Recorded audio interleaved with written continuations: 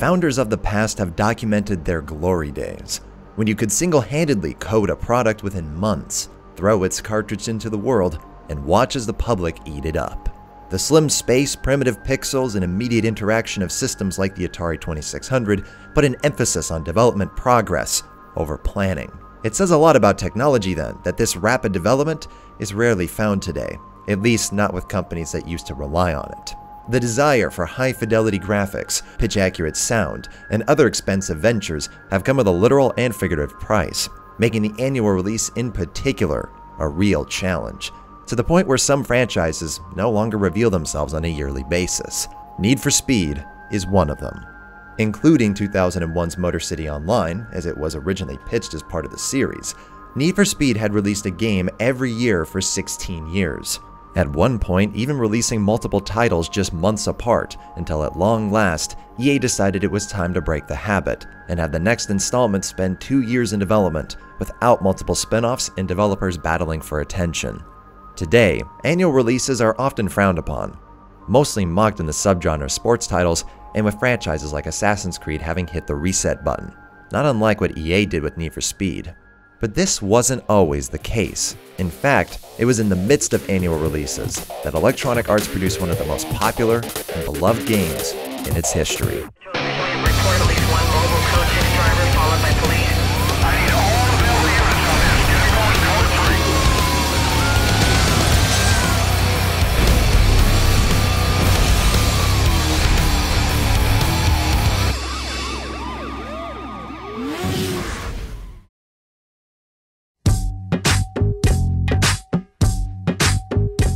Need for Speed had gone through a small rebirth with the Underground series.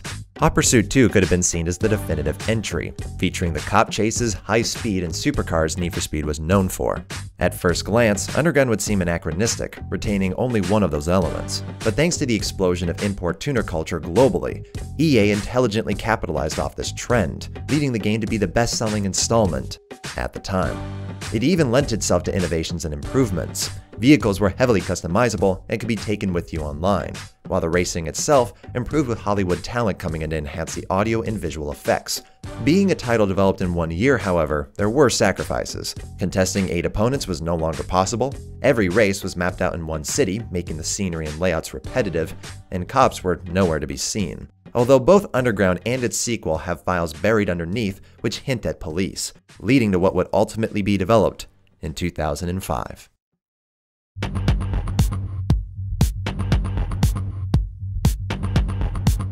From the outside, Need for Speed's development cycle ran like clockwork, putting out new installments every fall that steadily layered each other, both in mechanics and presentation. But while that may be the final result, the process wasn't quite so linear. What follows isn't a narrative constructed by information collected from official sources, but files, leaks, concepts, and speculation. Because EA's development cycles are rarely stainless and routinely secretive. It's something even the company's CEO at the time, John Riccitiello, admitted in a William Blair & Company's conference. They haven't. Much of said following was discussed with GrandTheftAero, who deserves credit in assisting with this information, and if you'd like to know more specific details about games like Need for Speed, check out his channel. Most Wanted wasn't conceived of in late 2004 like I assumed, but a year or two earlier. How's that possible? Because developer Black Box's imagination was more ambitious than EA's predictable but profitable structure. The team was very passionate about Underground, but during that game's development, 2 concepts were in the works: Need for Speed Most Wanted and Need for Speed Repo Man. Concept artist Al King has uploaded drawings of both, confirming they officially existed around 2003 and 2004. The Underground 2 demo has several Most Wanted files, and through Al King's artwork, a hint at what it might have been originally. Hot Pursuit 3. The theory is that Black Box originally planned to alternate Need for Speed games every year between cop-focused and tuner-focused. But as said, Underground became the highest-selling game in the entire franchise, and ignoring a sequel to focus on a sub-brand which sold less was off the table. Though I don't mean to make it sound so corporate. Underground 1 had plenty of compromises that encouraged Black Box to iron them out in a sequel. Mainly that they had actually built a full city in the original game, but without the ability to free roam, a feature that had become Underground 2's main selling point.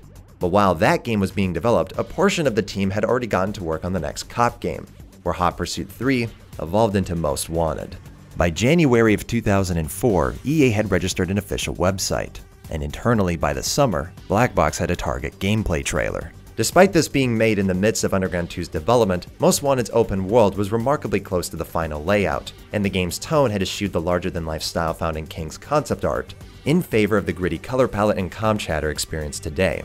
So while Underground 2 was being put through the crunch, a few members of staff began putting pieces together in the summer of 2004. But how exactly to replace glitzy with gritty was something Black Box spent their days figuring out, repeating Underground's font at first to heavy graffiti before toning it down for the final release. Similar tweaks occurred with the vehicle selection, cop cars, customization, and story.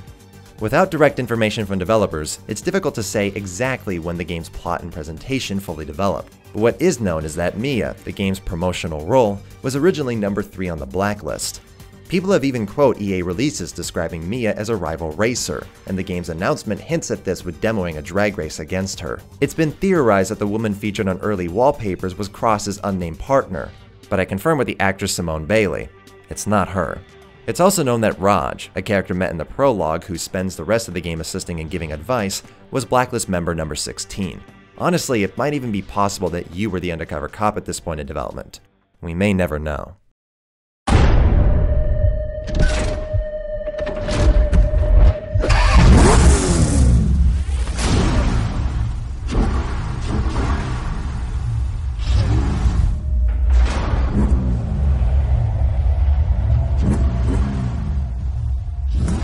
What audiences did know by E3 though, is that Most Wanted was not a continuation of Underground. The game's reveal of a grungy garage with the M3 GTR's aggressive engine roar was enough to make this entry stand out from the rest. Nighttime was gone, as was the fictional West Coast setting, replaced with a dirty, dilapidated city. The reveal at E3 was built to showcase the game's tone and its claim to fame, the return of police, having been absent for 2 years, while combining the tuners and customization of Underground. The game didn't open with Lamborghinis and Porsches, even if they did exist, but instead 3 modified vehicles from the mid-tier range of performance, heavily modified to escape the 5.0, and it was a promising show.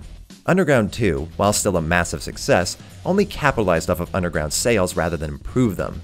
EA and Black Box made the right call in switching gears for this experience, taking the open world format they realized in Underground 2 and using it with a greater purpose than driving to events. While Most Wanted might not have been planned to build off of past entries, or build up anticipation for an evolved version of a defining feature, the circumstances, opportunities, and execution ultimately put Black Box on this path. But that execution is only more impressive considering the consistently tight deadlines, core staff being moved to different projects, and developing for the most amount of platforms feasible. And as we'll see, some things were sacrificed along the way.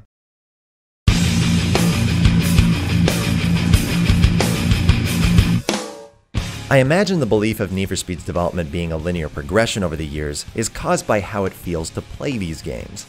Having reinstalled 5 entries as well as arcade races released around the same time as Most Wanted, how the series evolved becomes very clear.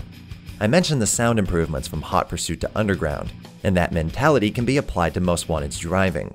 Collisions are more forgiving, downforce is notably increased, and visual effects straddle the line between immersive and disruptive. The game was easy to pick up and play, but in a manner that separated itself from Criterion's Burnout. Vehicles weren't lightweights that chain quarter-mile drifts at the snap of a finger. They're light enough to steer quickly around bends, but heavy enough to make a sudden stop really hit home. I might have cut my teeth on Most Wanted with a steering wheel as I did with every racer back then, but the Need for Speed series maps itself beautifully to a gamepad. Driving in Most Wanted doesn't feel imprecise or inelegant. It feels exactly as it should, particularly in the range between 120 and 140 miles an hour through a tight circuit, nailing what you want in a driving game, the feeling of being in total control, but just barely. The driving model itself stands the test of time. The act of steering, accelerating, and braking could be replicated today with success. Where Most Wanted shows its age in gameplay is in how that driving's used. And for reference, we'll take a brief look at one of Need for Speed's rivals. Midnight Club 3 is an entirely different experience. It may be an open-world driving game, but the methods of which you gain and maintain speed is quite different, with quick opponents, dense traffic, sharp turns, and out-of-control handling. Chaotic is the word to describe it, but while this frantic gameplay can lead to occasional frustration, it's also what keeps things engaging, because rarely is there a moment in a race when you're on top of things, but that rarity is the norm in Most Wanted. Actually, it's been a problem with Need for Speed since Underground.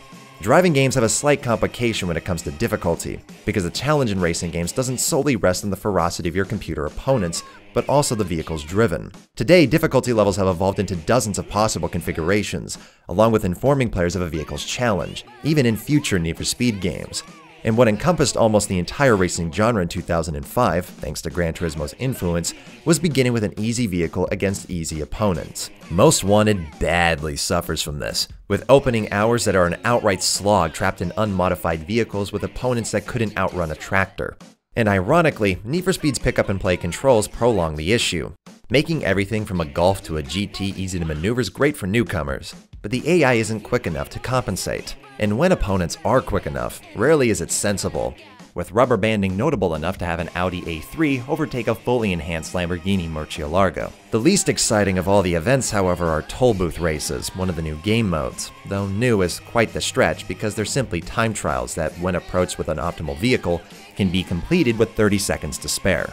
And the consistent use of minimal traffic in these events makes them feel even longer. Though that problem doesn't exist for drag racing, the one mode introduced in Underground that returns and is the most frustrating of all. For the uninitiated, drag racing in this era of Need for Speed pitted you against 4 racers on a multi-lane course. Rather than using the standard driving engine, the game auto-steers and your analog stick simply changes lanes, allowing you to focus on shifting gears. Only the auto-steering in Most Wanted is incapable of remaining in your current lane during corners, launching you into traffic if you don't predict the system. The events consist of trial and error as a result, sometimes forcing you to steer 2 lanes away from a vehicle. Brevity is their only saving grace. It was depressing to have that feeling permeate throughout the experience. As a child, I played through this game steadily, completing races, earning bounty, and taking down racers over weeks until inevitably reaching the end. But powering through it in a few days to prepare for this video drilled the game's tedium and repetition to the point of damaging its engagement. The straw that broke the camel's back for me was when the menu had 2 circuit races on the same track, only reversed with an extra lap for one of them. Why would anyone select the event that's the same, but takes slightly longer to complete, considering the recurring issues listed? There's not even a cash benefit. Pacing a video game is an endeavor that's rarely given proper credit, as the developer is unable to know if the player will complete it over a month or a day, whereas a director can be relatively certain an audience member will be seated for 2 hours. But Most Wanted goes beyond and repeats to the point of punishment at times. There's a routine to follow with the Blacklist members: complete the quickest events, race by 3 speed traps, and engage in a long pursuit until you've completed your time, evasion, or damage challenges that earns you the bounty to compete. Rinse, repeat. It's routine because milestones rarely deviate, requiring you to only do more of the same as the game progresses. Early in the Blacklist, you'll have to escape the police in less than 4 minutes. 10 spots later, you'll do the same thing in less than 2 minutes. Except on both occasions, I completed the challenge in less than 60 seconds, making an uneventful task I did in hour 1 repeat in hour 10. Was I crazy? Did I entirely misremember this game for what it was? Was I just playing the game incorrectly? And thankfully, when entering my first proper chase, the magic returned.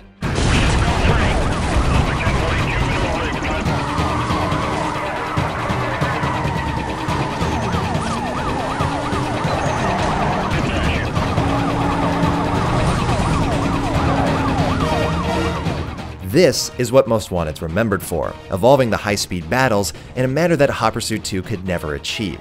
Cops set up roadblocks and helicopters dropped explosive canisters, but really they were more of a thorn in your side than a concern. The police accompanied races, but in Most Wanted, the police take center stage. The licensed soundtrack of hip-hop, rock, and metal is swapped for a brooding cinematic score. Distorted comm chatter fills any void of sound, and the city will enter a cycle of destruction until you're stopped. The police don't obstruct drama, they are the drama. When you're busted in Hot Pursuit 2, you're impeded. When you're busted in Most Wanted, you're done.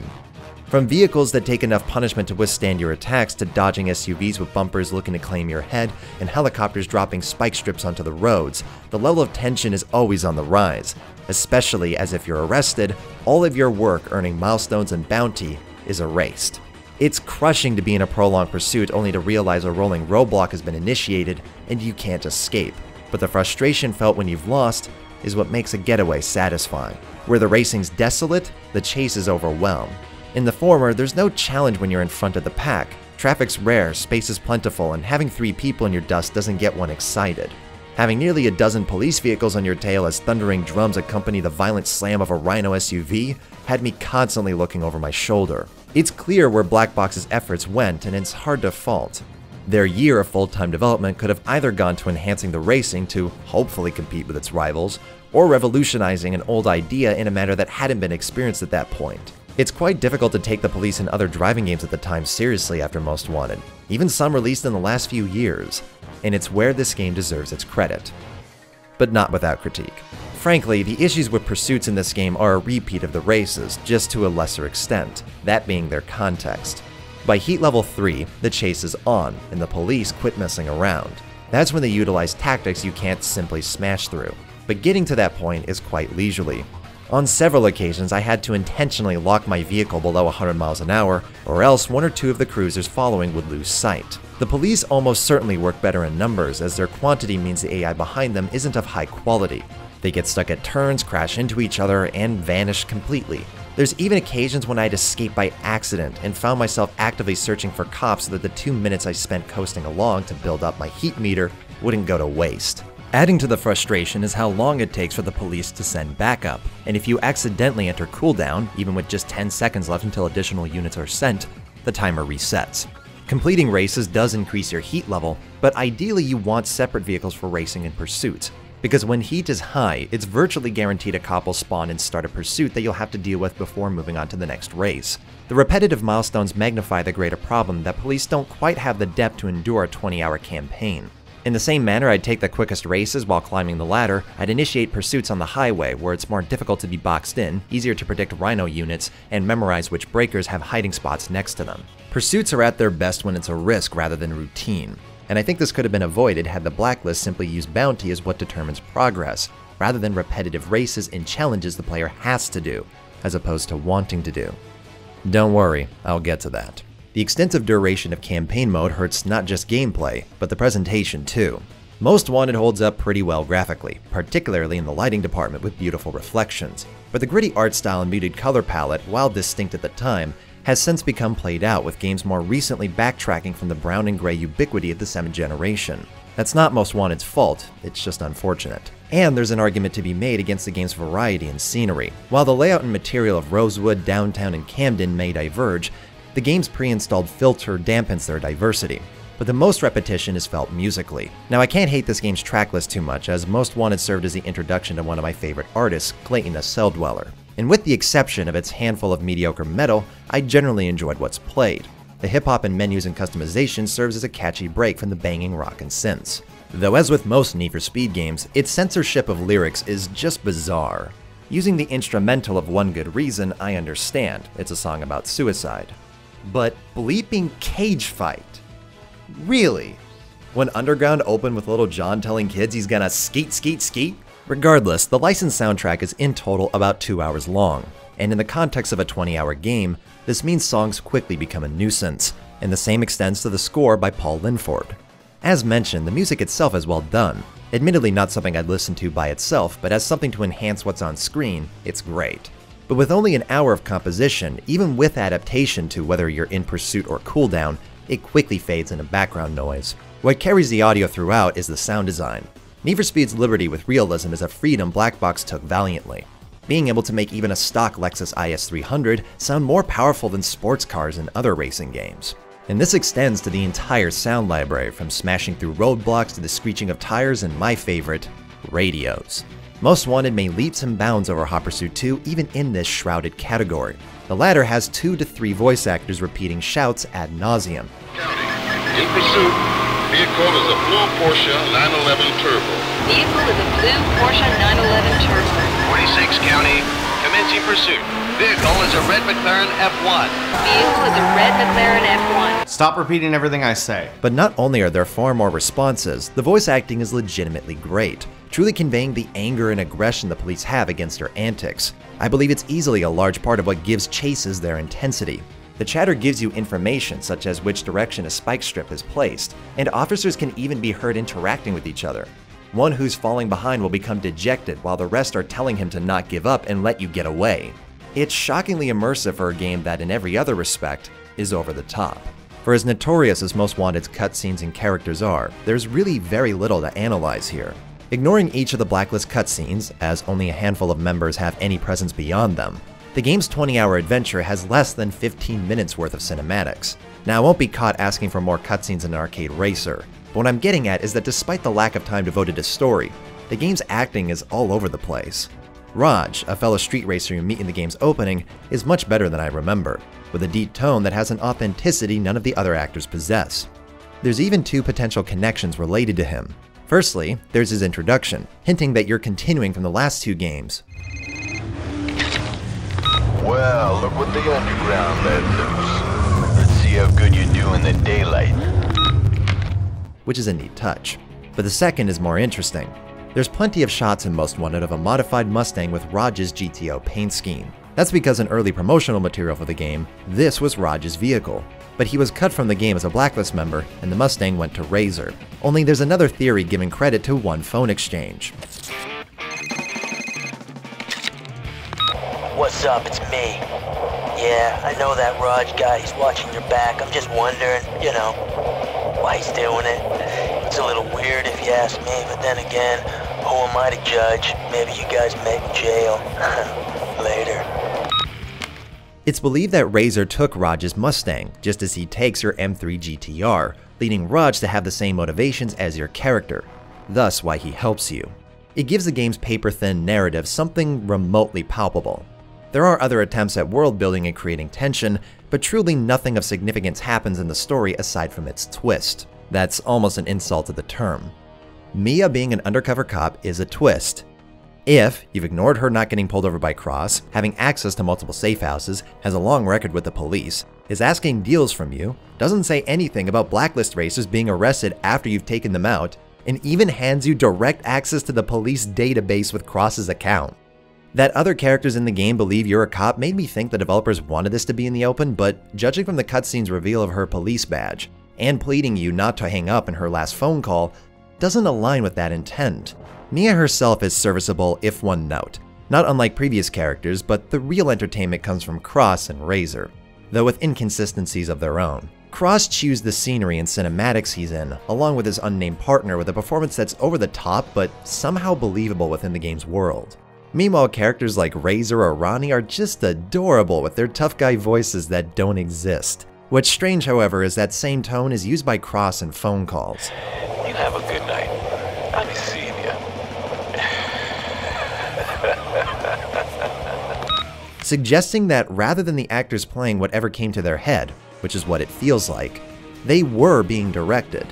I actually asked on Twitter whether people thought these scenes were a happy accident or intentionally ridiculous, and even the vote was split pretty evenly. Regardless, their absurdity adds to the game's enjoyment, and it's disappointing Black Box didn't have time to add more details, like having unique silhouettes for drivers, giving more members voice acting, or having their specializations notable during races.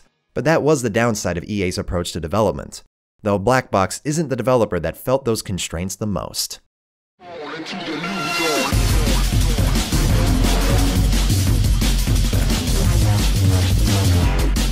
It's been a goal with Years Later to cover a game in as much of its entirety as possible, but the reason to explore such things as Spec Ops or Max Payne 3's multiplayer were to discuss mechanics, design, and gameplay that's unique. But the multiplayer in Most Wanted isn't like that. While Most Wanted might have been conceived of prior to 2005, evolving the police experience took so much time and effort that when it came to multiplayer, it almost ended up on the cutting room floor.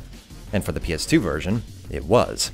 Furthermore, the multiplayer that did exist on Xbox 360 and PC was just straight up racing without a cop in sight. Modes involving them had to be saved for Carbon and Undercover. But that doesn't mean there's nothing else for me to discuss. Because Most Wanted can be found on 8 platforms, there's quite a lot to show.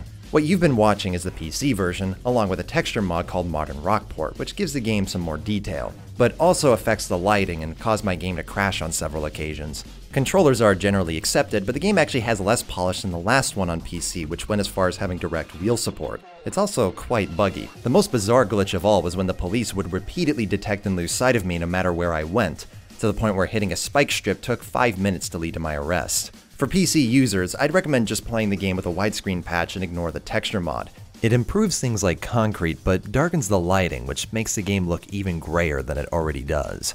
Playing the game on the PS2, GameCube, or Xbox isn't a bad proposition either. The frame rate chugs in the most hectic of pursuits, but generally speaking, the game runs and controls smoothly. And while I don't own a 360 copy, it's the same game with higher quality textures, lighting, and extra details, making it the most polished. The only problem with this game is hunting down a reasonably priced copy isn't easy. Just like the original Battlefronts on PS2 and Xbox, their lack of digital availability means despite the high sales, buying a used copy can demand a high price. And not even the PC version is accessible on Origin, meaning that it's actually easier and cheaper to purchase Criterion's Most Wanted than the game it's named after. I'm not going to advocate piracy, but I also don't advocate companies that give consumers no choice. Most Wanted sold more than 15 million units. It shouldn't be this difficult to find a copy for less than 40 bucks. Regardless, what Black Box created is the same game across these platforms. It's the rest where that starts to change. Need for Speed Most Wanted 510 is the PSP replica developed by the same team who created Underground Rivals, Team Fusion, who managed to pump this game out just 8 months after their launch title, and the developer's tight schedule is quite evident. The PSP launched with 3 driving games, Wipeout Pure, Ridge Racer, and Underground Rivals. Each had their strengths, and Underground's was variety and flexibility. Right from the start, you could select 7 game modes, and each event had 3 levels of completion. It was great because the player could effectively go through at their own pace, whether they played for 3 minutes or 3 hours. None of that translated to 510. It adopts the blacklist from Most Wanted, but without the flexibility of Rivals. You have to meet a reputation requirement earned from completing events in a list. And where you'd previously unlock a vehicle every 10 races, now you have to surpass a certain number of blacklist members. The only way this experience could avoid being a downgrade is if the racing itself was more exciting, but it's even more of a step backward. Nearly every mode unique to Rivals has been ripped out with nothing to replace it in the career mode, leaving just circuit, sprint, time trial, and knockout races. But what hurts gameplay the most are the tracks. The majority consist of wide open highways with no more than 2 vehicles at once, meaning that most races are just spent holding down the gas while the pitiful AI is left behind.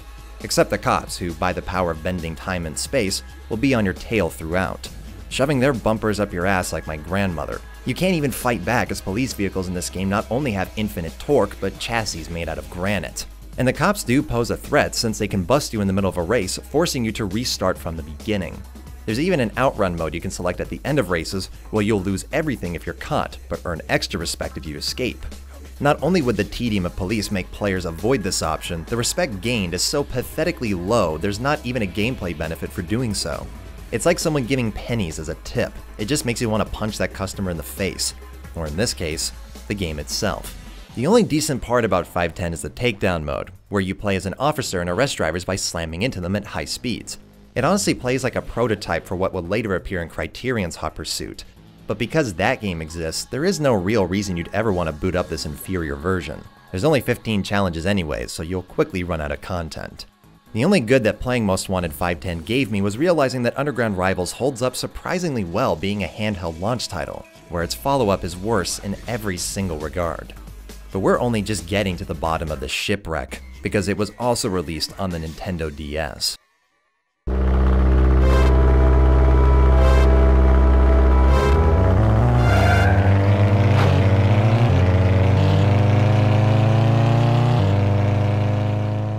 I think the visuals and audio speak for themselves, but what's less evident from watching are the controls. I can only describe it as a styrofoam vehicle with a box of magnets in the trunk.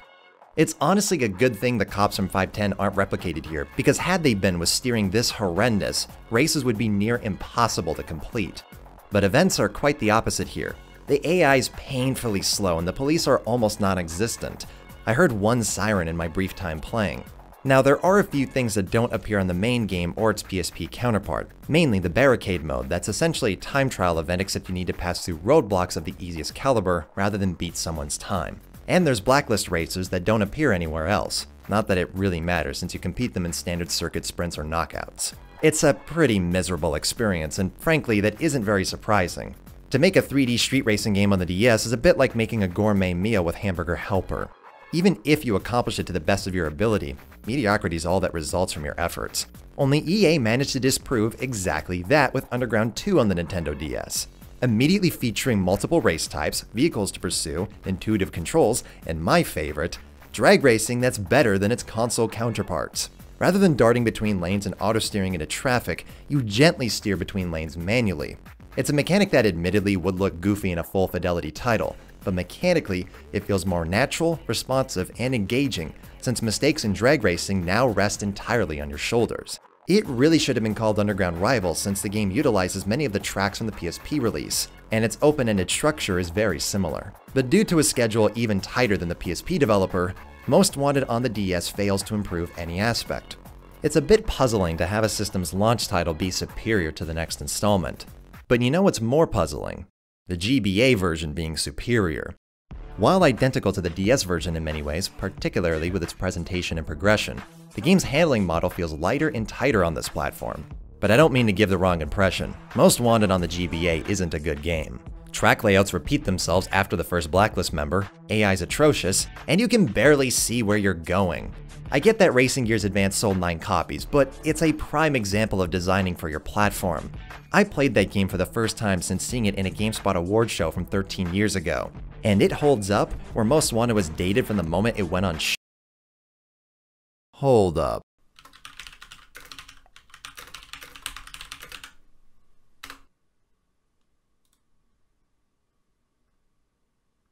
You gotta be fucking kidding. But do you know what's worse than GBA being superior? Mobile being superior. Sadly, I can't comment on this version's gameplay as it refused to run on every system I threw at it, and I'm not going to delay this video again in order to purchase a Nokia 340. But just seeing footage, this 1 megabyte Java game looks and runs better than a DS game with 50 times the data. It even emulates Most Wanted more clearly with its menus and visuals. Now, I don't hold much against the developers of Most Wanted's handheld ports. Having such little time to make a game gives people little reason to spend their days concerned of its quality, especially when it'll be completely overshadowed by its full release.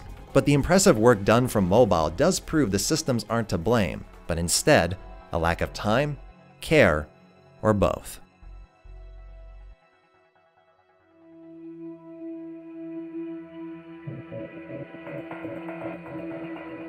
Replaying Most Wanted at first, I'll admit, this video is looking to be a case study of never meet your childhood heroes. But Most Wanted isn't like the games I've covered previously. It's not a universe built over a decade, a love letter to film, or unflinching critique of what we love.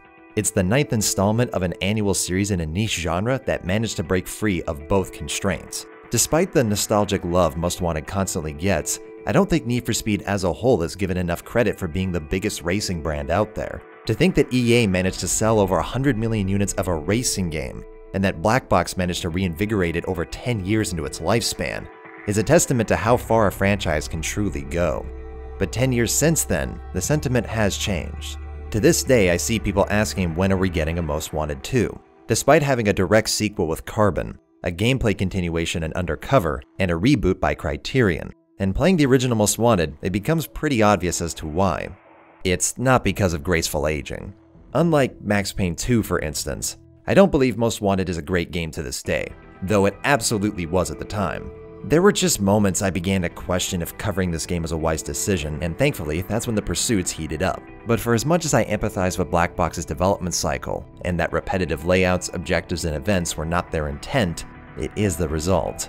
People love Most Wanted the game, but what I think they might love even more is what's been lacking recently. That being an identity. While Black Box weren't the best when it came to progression, story, competition, AI, or variety, what they always brought to the table was a signature character. The racing in Underground 2 and Most Wanted are virtually identical, and yet playing the two isn't the same experience at all. It's in the art style, soundtrack, and environments that makes a Need for Speed game come alive. So when each of those and more is new for not just the franchise but the industry, that is what makes the series special. And that's not what it's been doing. In fact, the only innovation Need for Speed brought since was to simulations with Shift. In the subgenre of arcade racing, Need for Speed has either used a blueprint or failed to construct one. Criterion's Most Wanted is mechanically polished, easy to pick up and play, and effortless to explore. But it's an eclectic explosion of visuals, sounds, and styles that lacks the precision of the original. Remember the reveal trailer? Our first sight of the M3 GTR people are paying homage to this day with?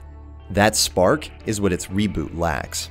Most Wanted is about becoming the most notorious racer in Rockport. Most Wanted is about becoming the most notorious racer in Fairhaven. It's also about finding cars, taking down police, competing with your friends, and watching an animator's nightmare. It's why, despite there being better games in the series, I've had a soft spot for the run. Yes, it's a 2-hour game with a pathetic story, forced quick-time events, trial-and-error gameplay, but it has the identity and focus Black Box has always strived for without echoing the visual sounds or style of their past work. I didn't love Underground, Most Wanted, or Hot Pursuit because of neon lights, cheeseball cutscenes, or the presence of the police. I loved them because they were new and exciting. But today, an entry is one or the other. And I await the day when those words are not mutually exclusive.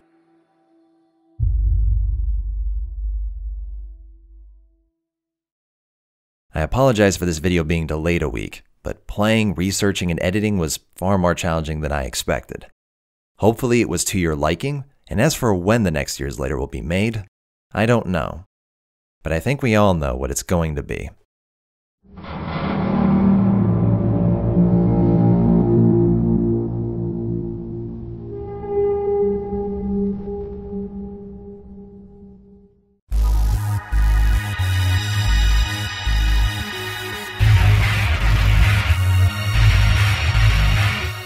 Why you get Pepsi sponsorship? Because I already made the logo. Is it true you look like a leprechaun on steroids, plastered in dinosaur tattoos? I'm the opposite. I'm a tall, baby-faced bone man in boxers staring at Adobe Premiere.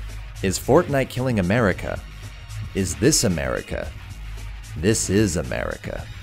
Well, you guys answered this one on your own. Why did Microsoft make printing documents on Windows 10 so fucking annoying? Why is printing still fucking necessary?